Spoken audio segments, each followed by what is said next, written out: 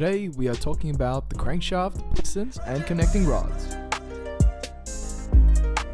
The crankshaft is responsible for transmitting power made by combustion of fuel and air and sending that power made through some extra steps to the road.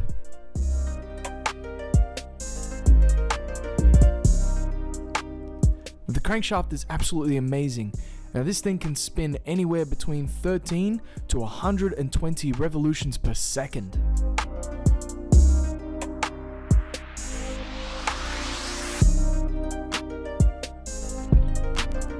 What you can see being removed are the connecting rod caps and bearings. The rod caps are what secure the connecting rod and piston to the crankshaft. Now note there's no sort of sequence to removing the bolts of the rod caps. Now just a small note that these pistons actually need to be removed in order to take out the crankshaft. We'll get into pistons more in the next episode. Next, we need to remove what is known as the main caps, which secure the crankshaft to the surrounding block. Now note there is a sequence to removing these main caps, and it goes from the outside to the center.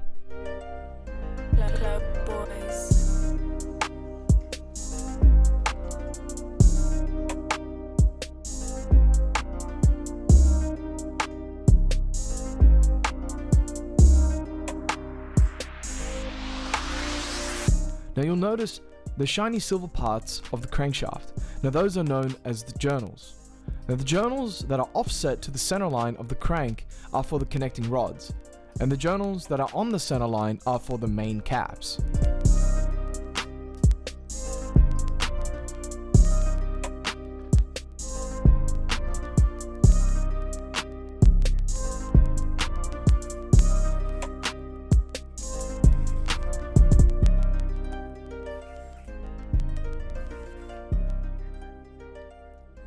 You'll also notice some holes in the journals of the crankshaft.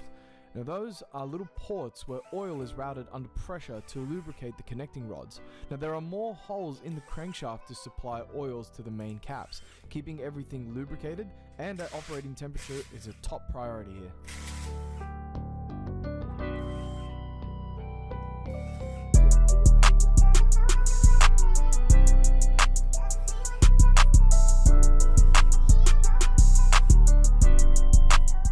Some engines have a numbering system in place for specific parts.